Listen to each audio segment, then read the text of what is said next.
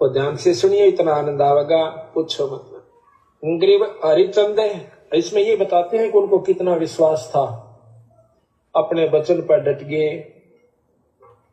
लड़का भी बेच दिया, रानी भी बेच दी, अपने आप को भी बेच दिया, लेकिन अपने उद्देश्य को नहीं छोड़ा। राजा हरिश्चंद्र जी सतयुग में हुए, अयोध्या के राजा थे। जब उनकी परीक्षा ली देवी देवताओं ने, भाई और बहनों ध्यान से सुनना, ये विचार करने की बात है। राजा हरिश्चंद्र जी कोई सत भगत नहीं थे। राजा हरिश्चंद्र को कोई तत्वदर्शी, कोई संत प्राप्त नहीं था, कोई गुरु प्राप्त नहीं था। उन्हें ये मंत्र प्राप्त नहीं थे जो मंत्र आज आप और हमें प्राप्त हैं। उनके गुरु इतने समर्थ नहीं थे जितने आज हमारे गुरु जी हैं। वो नकली भगत, नकली भक्ति, और ऊपर से देवी देवताओं ने उसकी परीक्षा ली और उसने अपना सब कुछ दांव पर लगा दिया। सब कुछ। राजा था, मिट्टी में मिल गया। अपनी औरत को बेच दिया, अपने बेटे रोहतास को बेच दिया। चक्रवर्ती राजा होने के बावजूद शमशान घाट में नौकरी करने लगा, समय पे खाना भी नहीं, लेकिन अपना वचन तोड़ने की उसने कभी सोची भी नहीं। वचन यानी भक्ति छोड़ने की। जो भी उसको भक्ति प्राप्त थी, जो भी उसके गुरुदेव ने उसको कह रखा था कि प्राण जाए पर वचन न जाए, अपने गुरुदेव की आज्ञा में रहते हुए, अपने गुरुदेव को वचन को निभाते हुए उसने अपना सब कुछ दांव पर लगा दिया। तो आप और हमें तो सत भक्ति प्राप्त है, सत गुरु प्राप्त है। हर प्रकार से परमात्मा हमारा प्रोटेक्शन कर रहा है। अनमोल ज्ञान दे दिया, उच्च कोटि का ज्ञान दे दिया, इतना विश्वास भर दिया। और उसके बाद हम अपने घर में छोटी छोटी बातों को लेके सास ससुर के दबाव को सहन नहीं कर सकते, अपने पति के दबाव को सहन नहीं कर सकते, छोटी छोटी बातों को लेके मनमुटाव कर लेते हैं, छोटी छोटी बातों को लेकर राग द्वेष और ईर्ष्या पैदा कर लेते हैं। थोड़ी सी परेशानी आ जाए, बच्चे की उंगली का नाखून भी उतर जाए तो शाम को आरती नहीं करते, मंत्र जाप नहीं कर पाते। सोचिए कहां आप खड़े हैं भगवान की शरण में आकर, और कहां राजा हरिश्चंद्र जी खड़े थे नकली भक्ति, नकली गुरु को प्राप्त करके। कैसे बात बनेगी? कितना दृढ़ होना पड़ेगा, कितनी हिम्मत लानी पड़ेगी अपने अंदर। राजा ने क्या क्या छोड़ दिया, और हमसे तो परमात्मा को छुड़वा भी नहीं रहा, हमें तो दे रहा परमात्मा। जो सुख हमारे भाग्य में नहीं थे नाम दीक्षा से पहले, जिन रोगों ने हमें घेरना था नाम दीक्षा से पहले, जिन घटनाओं में हमारा अंग भंग होना था नाम दीक्षा से पहले, आज परमात्मा ने उन सभी मुसीबतों से हमें बाहर निकाल दिया और महसूस करवा दिया कि यदि आज तुम मेरे शरण में नहीं होते, तुम्हारे साथ में क्या बीतने वाली थी। उसके बावजूद भी हम लोग छोटी छोटी बातों पे विश्वास नहीं कर पा रहे, छोटी छोटी बातों पे अपने दिल को छोटा कर लेते, मायूस हो जाते हैं, भक्ति और भगवान में दोष निकालना शुरू कर देते हैं। ध्यान से सुनो। तो यहां पर हरिश्चंद्र जी की कथा गरीबदास जी ने लिखी है, और ध्यान से सुनिए, इतना आनंद आवेगा पूछो मत। गरीब हरिचंद है, इसमें ये बताते हैं कि उनको कितना विश्वास था, अपने वचन पर डट गए। लड़का भी बेच दिया, रानी भी बेच दी, अपने आप को भी बेच दिया, लेकिन अपने उद्देश्य को नहीं छोड़ा। गरीब हरिचंद हरि हे तम अयोध्या नगरी रहते, सतयुग सिंध समाद बचन सद ही सत कहते। हरिश्चंद्र जी सतयुग के अंदर हुए हैं, और वो अपने सत के वचन बोला करते, सत पर रहा करती थी, असत बात नहीं कहा करते, बड़े दानी थे। ग्रीव स्वर नर मुनि जन देव सकल मन नाही भाया, सब मुनि करी फैलाद सुनो तुम्हें तेरे भवन राया। राजा हरिश्चंद्र के इस प्रकार के भक्ति भाव को देखकर, उसकी दृढ़ता को देखकर, उसके दान वाले रूप को देखकर, दानी था वो, अपने सत पे था, तो परमात्मा कहते हैं देवी देवताओं से रहा नहीं गया, ईर्ष्या करने लग गए, द्वेष करने लग गए, और सारे देवता इकट्ठे होकर विष्णु जी के पास गए, क्योंकि वो विष्णु जी के उपासक थे, विष्णु जी के भगत थे। तो भाई और बहनों, इसी प्रकार से जब आज हम ये सत भक्ति कर रहे हैं, तो ये जो दुनिया वाले हैं ये हमें मूर्ख समझेंगे, पागल समझेंगे, क्योंकि हमारी जो क्रिया है, हमारी जो भक्ति है, हमारे जो विचार हैं, हमारी जो ये पूजा पाठ है, हमारी जो ये पद्धति है, ये वर्तमान में ये काल प्रेरित जो दुनिया जो कर रही है, इसके बिल्कुल विपरीत है। भगत का और जगत का ये 36 का आंकड़ा होता है। तो इन्हें हम पागल नजर आएंगे, मूर्ख नजर आएंगे, बावड़े नजर आएंगे। परमात्मा कहते हैं अकल अलोणे दीखते, अकल अलोणे यानी बिल्कुल पागल, बेअकले, अकल अलोणे दीखते ये सर्व अकल के मूल। लेकिन आध्यात्मिक दृष्टि से देखें तो जो बुद्धि संत रामपाल जी के भक्तों के पास में है वो किसी के पास नहीं है। तो कहते हैं अकल अलोणे दीखते ये सर्व अकल के मूल, हरदम रटे हरि नाम को ये झूले अनहद झूल। तो दुनिया वालों को तो हम ऐसे मूर्ख से नजर आएंगे, लेकिन ऊपर जो देवी देवता हैं, जो बड़े बड़े जो पदों पर आसीन हैं, उनको पता है कि ये कौन है, ये तुम्हारा राज्य खा जाएंगे अगर इनकी भक्ति सफल हो गई, अगर इनके यज्ञ सफल होते रहे, ये तुम्हारी देवपदियां छीन लेंगे। क्योंकि उनको इस बात का नहीं पता कि ये सतलोक की भक्ति कर रहे हैं। इंद्र की गद्दी, ब्रह्मा विष्णु महेश का राज तो इनके लिए कौवे की भीट के बराबर है। उनको नहीं पता इस बात का कि ये तो बहुत ऊंचे दर्जे की भक्ति कर रहे हैं, ये तो सतलोक में सदा सदा का अमृतत्व सुख प्राप्त करने की भक्ति कर रहे हैं। उनको नहीं पता इस बात का। उनको तो ये डर है कि अगर इनकी यज्ञ सफल होती रही, इसी प्रकार से इनकी भक्ति बनती रही, तो ब्रह्मा सोचता है कि मेरी गद्दी गई, विष्णु सोचता है मेरी गद्दी गई, शंकर जी सोच रहे हैं कि मेरा राजपाट गया, मेरा कैलाश गया, और इंद्र सोचता है कि तेरे सुख गए। तो उनमें खलबली मची हुई है उन आत्माओं को लेके, जिन आत्माओं को ये दुनिया वाले 2 कौड़ी का भी नहीं समझते, मूर्ख समझते हैं, पागल समझते हैं। उन आत्माओं के भक्ति भाव को देखकर ऊपर वो देवी देवता, उनका सिर घूम रहा है, सिर में दर्द हो रहा, उनके आयोडेक्स लगाने से भी शांत नहीं हो रहा। तो सारे देवी देवता राजा हरिश्चंद्र की निंदा चुगली करने लगे, उसकी भक्ति को खंडित करने का प्रयास करने लगे, जबकि वो तो नकली भक्ति कर रहा था, नकली भगत था। और जब सत भक्ति करेंगे, असली भक्ति करेंगे, तो ऊपर क्या रिएक्शन चल रहा होगा, ये सोचने की बात है। तो सारे देवी देवता ईर्ष्या करने लग गए राजा हरिश्चंद्र जी से। तन देव सकल मन नाही बोला करते, सत पर रहा करती थी, असत बात नहीं कहा करते, बड़े दानी थे। ग्रीव स्वर नर मुनि जन देव सकल मन नाही भाया, सब मुनि करी फैलाद सुनो तुम्हें तेरे भवन राया। इतनी अच्छी कीर्ति राजा हरिश्चंद्र की होगी थी कि वो देवता लोग भी उससे यानी जिलियसी करने लागे, द्वेष रख कर लिया। तो विष्णु भगवान के पास जाकर कहते हैं कि महाराज, एक हरिश्चंद्र नाम का मृतमंडल के राजा है, मृतमंडल में अयोध्या नगरी में राज करता है। तो वो कहते हैं सत नहीं छोड़ता, हम उसकी परीक्षा लेना चाहते हैं। परीक्षा ग्रीव स्वर नर मुनि जन देव सकल ना भाया, सब मुनि करी फैलाद सुनो तुम त्रिभुवन राया।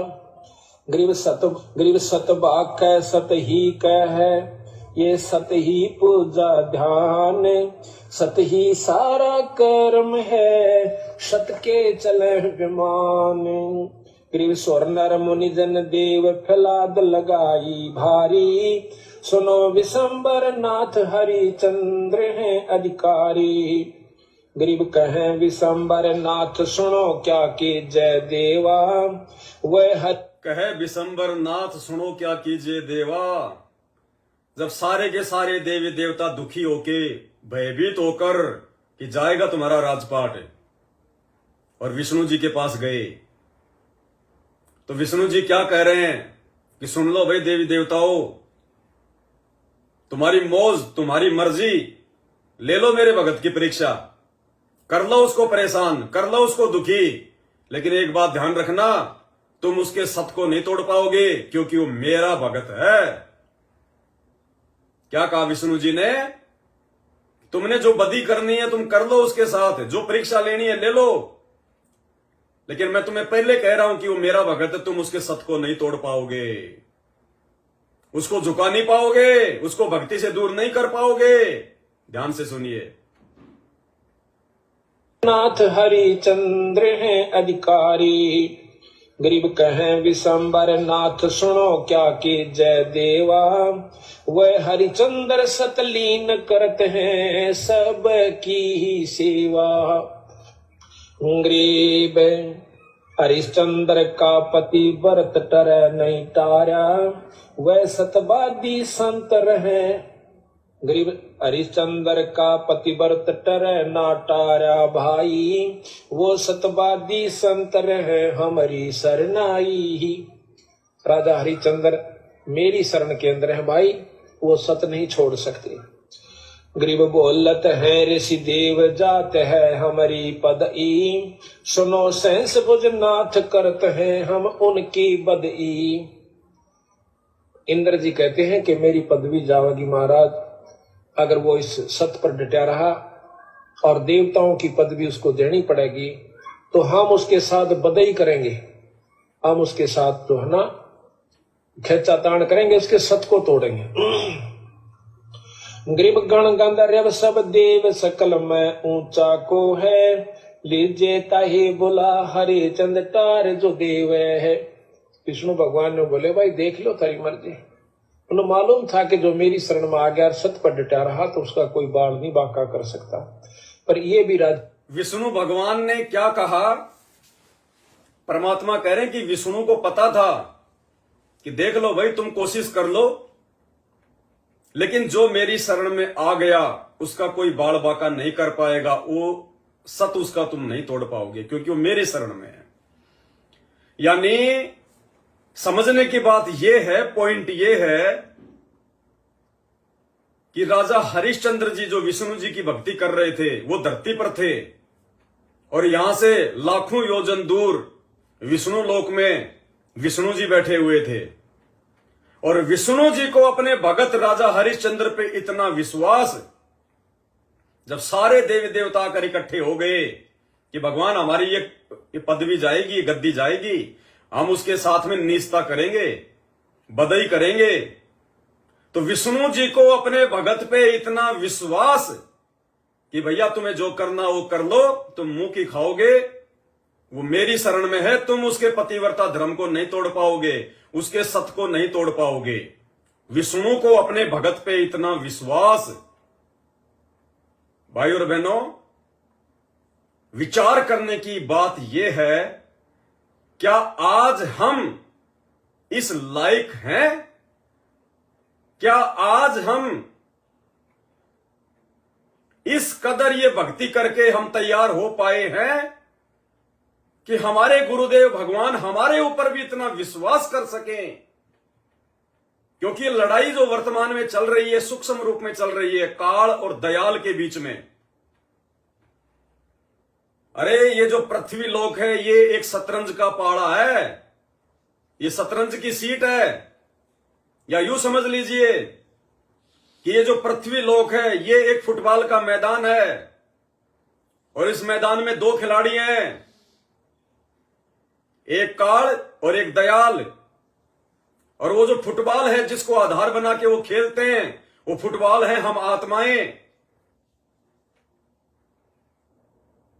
तो इस समय धरती पर काल और दयाल के बीच में यह आध्यात्मिक सूक्ष्म खेल, सूक्ष्म लड़ाई चल रही है, भयंकर। काल हमें तोड़ने का प्रयास कर रहा है, परमात्मा हमें बचाने का प्रयास कर रहा है।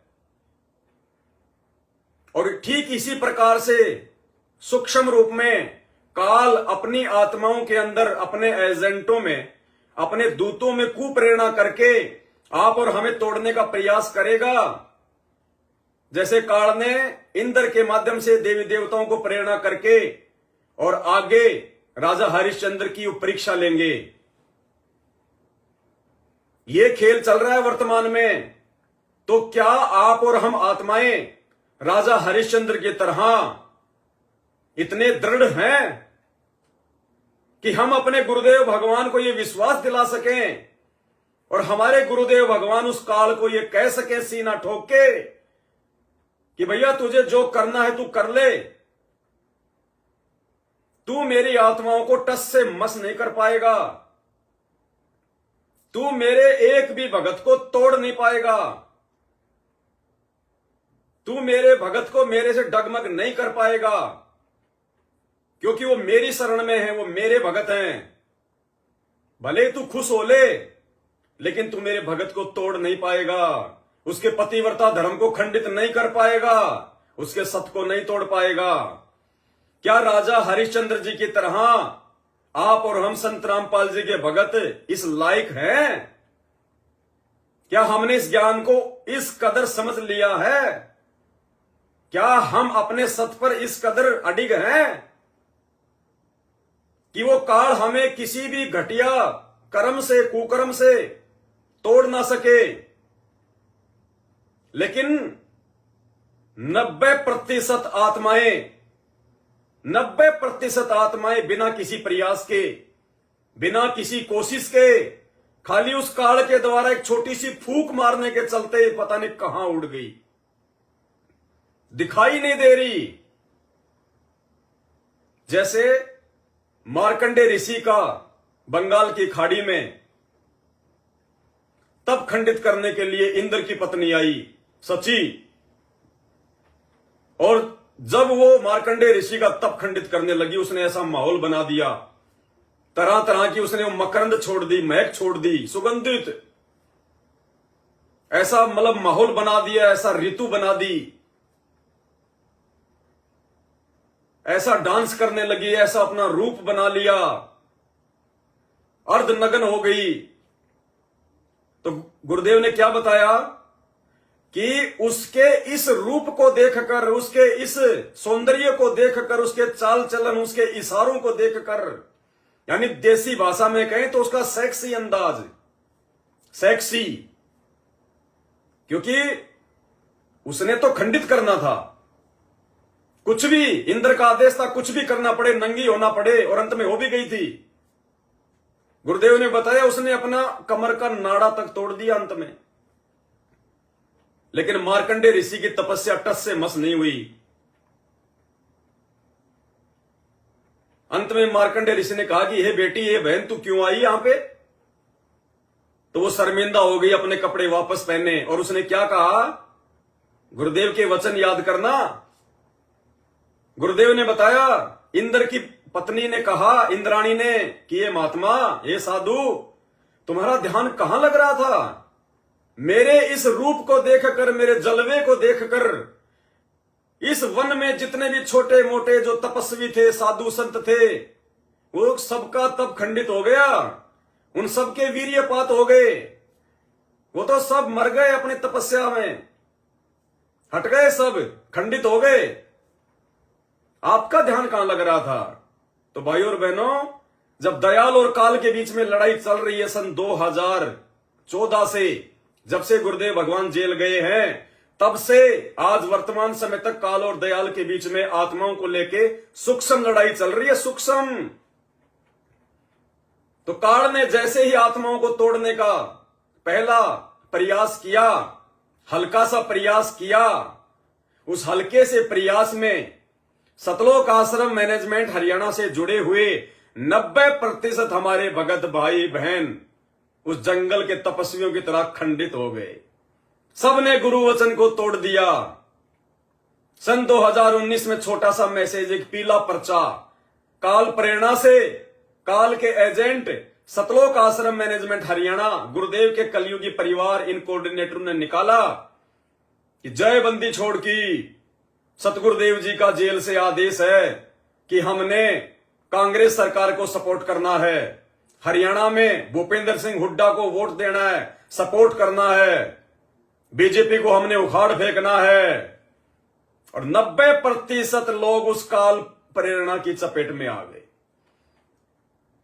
अरे लड़ाई का मतलब वो सीधा थोड़ी उतरेगा धरती पे, वो तो किसी के सामने प्रकट होता नहीं काल, वो तो अपने तीनों बेटे ब्रह्मा विष्णु महेश के सामने प्रकट नहीं होता। सौगंध खा रखी है। वो कैसे प्रकट होता है? अपने एजेंटों के मार्फत, उनके माध्यम से। तो जिन लोगों ने मर्यादा तोड़ रखी थी, जिनकी उल्टी हरकतों के चलते बरवाला कांड हुआ, उन्हीं आत्माओं के माध्यम से उसने बाकी संगत को भी अपने लपेटे में ले लिया। धीरे धीरे धीरे धीरे कभी बीजेपी को सपोर्ट, कभी कांग्रेस को सपोर्ट, यानी गुरु वचन तुड़वा दिया। गुरु का आदेश है, हमने राजनीति के आसपास भी नहीं जाना। राजनीति करने वाले को तो हम भगत ही नहीं मानते। राजनीति से परमात्मा बड़ा नाराज होता है।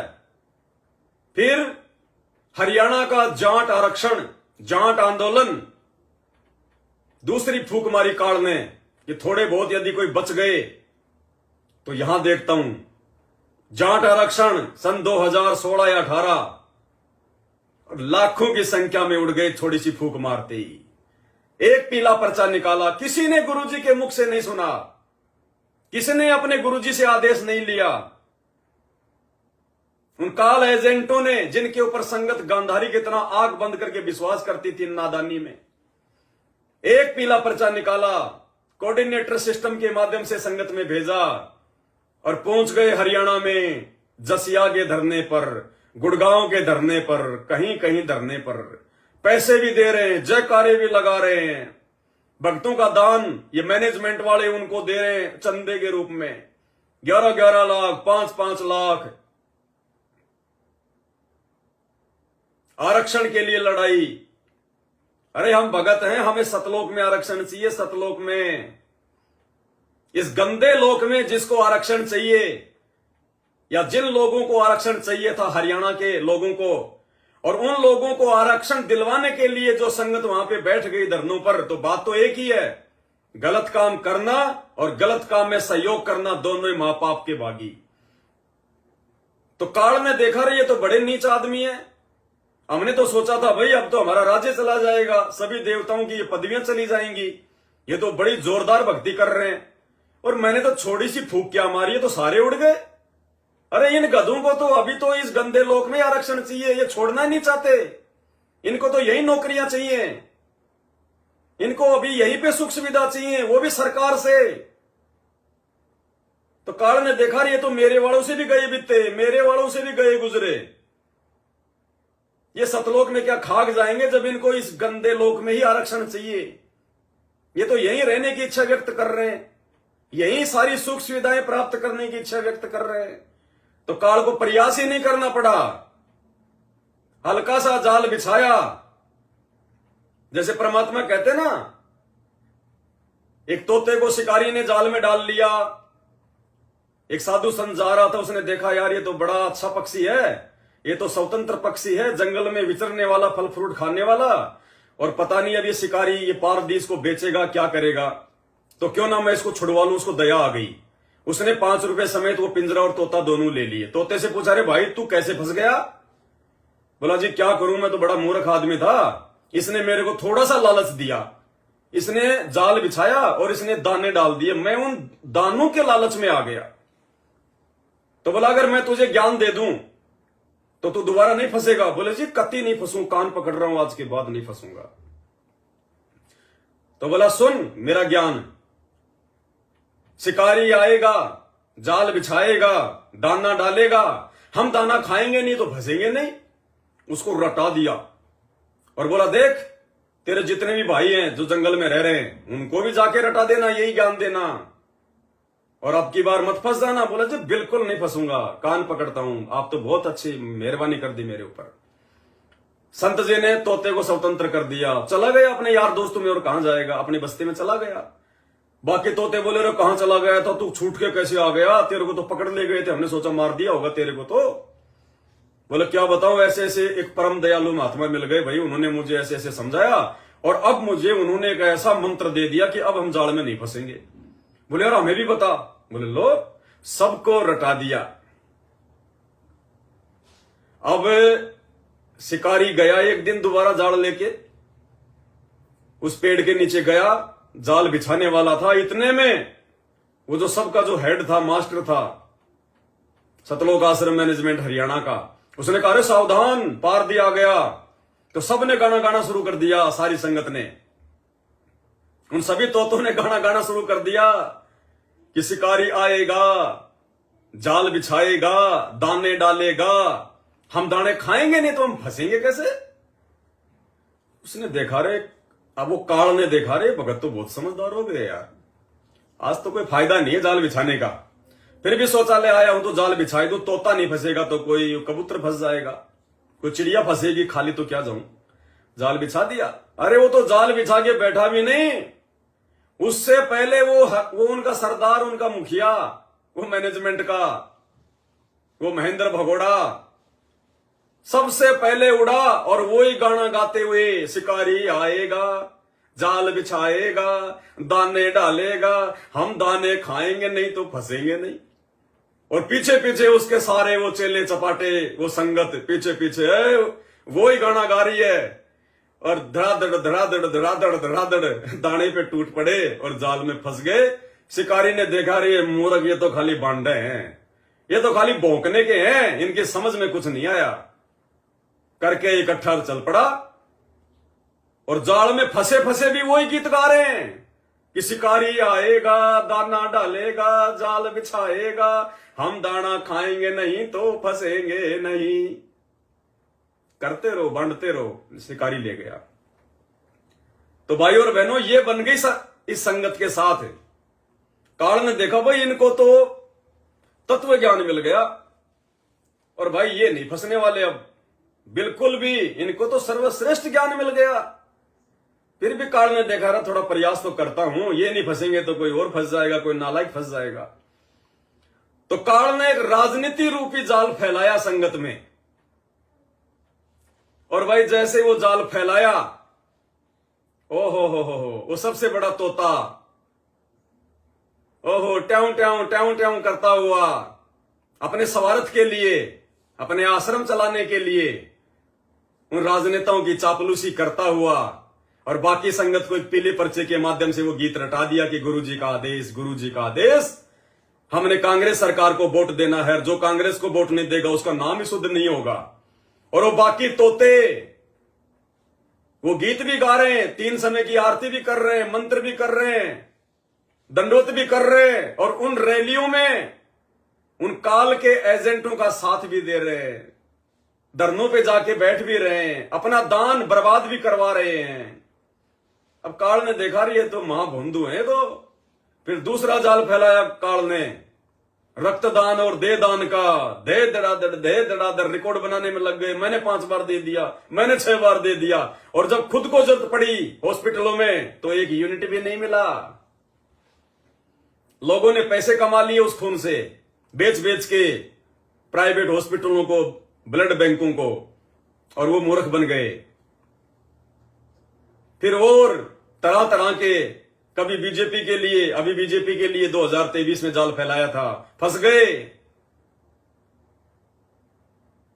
ये विश्वास राजा हरिश्चंद्र की तरह गुरुदेव भगवान को केवल उनके सत्सेवक बच्चों ने दिलाया, और काल ने कहा कि जो मेरा होगा, देखो एग्रीमेंट तो हुआ था ना परमात्मा का। काल ने क्या कहा था कि परमात्मा आप नीचे जाओगे, इनको ज्ञान दोगे, हे मालिक आप अपना ज्ञान देना, अपना विधान बताना, अपनी मर्यादा बताना, बचने और फंसने के तरीके बताना, लेकिन आप जबरदस्ती ना करना। जो आपसे इतना ज्ञान सुनकर भी जो आपके वचन में ना चले, परमात्मा उसको मेरे लिए छोड़ देना। तो मालिक बोले तथास्तु। तो काल तो उस एग्रीमेंट के अनुसार भैया जाल फैला रहा है 2014 से, और इस जाल में फंसने से केवल सत्सेवक बचे, साथ संगत वाले भाई बहन बचे। केवल सत्सेवकों ने, साथ संगत से जुड़े हुए भाई बहनों ने परमात्मा को उस काल के सामने खड़ा रहने के लिए, उस काल के सामने ये कहने के लिए कि जा ले ले परीक्षा, तोड़वा दे मर्यादा, चला दे तू अज्ञान और पाखंड की आंधी। जो मेरा होगा वो टस से मस नहीं होगा, और जो टस से मस हो जाएगा वो नकली है, वो कच्चा हीरा है, उसको तू ले जाना, वो मेरे किसी काम का नहीं, वो कच्चा माल है, वो कबाड़ी के यहां पड़ा रहेगा। तो राजा हरिश्चंद्र की तरह केवल सत्सेवक भाई बहनों ने दृढ़ता दिखाई।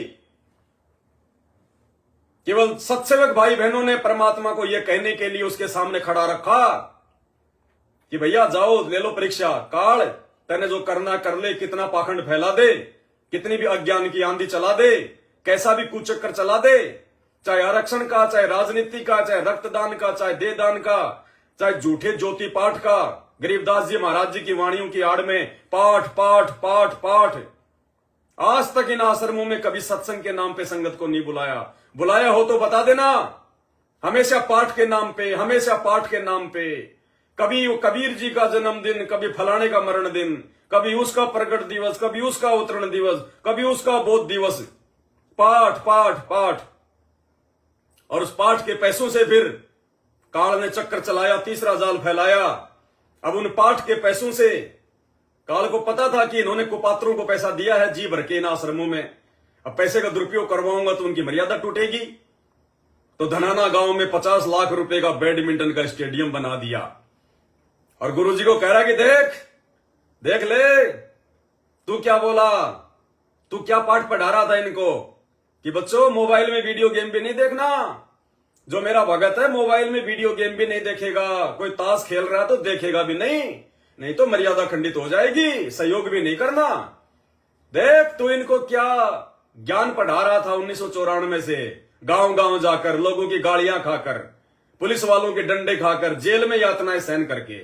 देख तूने क्या समझाया था इनको दिन रात, है? तूने तोते की तरह इनको रटाया था ना कि गेम नहीं खेलना, वीडियो गेम नहीं खेलना, क्रिकेट नहीं खेलना, बैडमिंटन नहीं खेलना, ताश नहीं खेलना, देखना भी नहीं। और देख तूने तो 28 साल समझाया और तेरी एक नहीं मानी, और मैंने जरा सा मेरे एजेंटों के माध्यम से एक पीला पर्चा निकलवाया, और देख तेरे वचन को तुड़वाकर तेरे ही इन चेले चपाटों से मैंने धनाना गांव में 50 लाख रुपए का बैडमिंटन का स्टेडियम बनवा दिया। देख तेरे मुंह पे मैंने थप्पड़ मार दिया। अरे कितना नाराज हुआ होगा गुरु, उन आत्माओं से कितना नाराज हुआ होगा गुरु, उस काल के सामने कितना शर्मिंदा हुआ होगा गुरु। जिन बातन से गुरु दुख पावे, तिन बातों को दूर भगावे। फिर थोड़े दिन बाद देख मैं धनाना गांव में उसी स्टेडियम में कबड्डी का मैच करवा रहा हूं, कबड्डी का।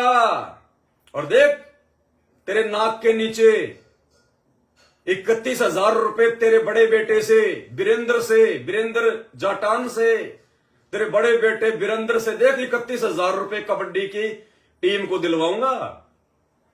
और दे दिए। भाई और बहनों, बाबा आदम जैसी बन रही है गुरु जी के साथ वर्तमान में, बाबा आदम जैसी। हजरत मोहम्मद जब जबरील नाम के फरिश्ते के साथ ऊपर गए पितरलोक में, तो एक आदमी इधर देखकर रोता है, इधर देखकर हंसता है। तो हजरत मोहम्मद ने पूछा कि जबरील ये कौन है, इधर देख के रोता, इधर देख के हंसता। बोला ये तुम्हारा बाबा आदम है, और इधर नरक के अंदर इसकी वो बुरी आत्माएं, इसकी बुरी औलाद जो इसके वचन में नहीं चली, जो इसके कहे अनुसार नहीं चली, आज वो उस नरक में घोर यातनाएं सहन कर रहे हैं। उनको देख के रोता है, दुखी होता है कि नालायकों ने मेरी बात क्यों नहीं मानी। और इधर स्वर्ग में इसकी नेक आत्माएं जो इसके वचन में चली वो सुख भोग रही हैं। उनको सुखी देखकर ये भी खुश हो रहा है। तो हिसार जेल में संत रामपाल जी के साथ बाबा आदम जैसी बन रही है। जब इन सतलोक आश्रम मैनेजमेंट हरियाणा वालों के कुक्रम देखता है, ज्ञान विरुद्ध हरकतें देखता है कि नालायक रोज मेरा वचन तोड़ रहे हैं, रोज दुखी कर रहे हैं, नरक में जाने की तैयारी कर रहे हैं, परमात्मा मायूस दुखी। और इधर जब सात संगतियां देखता है, गुरु की महिमा सुनता है, घर घर में आश्रम बन गए, घर घर में भोग लग रहे हैं, ज्ञान आधार से भक्ति हो रही है, गुरु को भगवान मान लिया, खुद भी दृढ़ता से आगे बढ़ रहे हैं, भाई बहनों को भी बढ़ा रहे हैं, तो इधर देख के परमात्मा प्रसन्न होता है।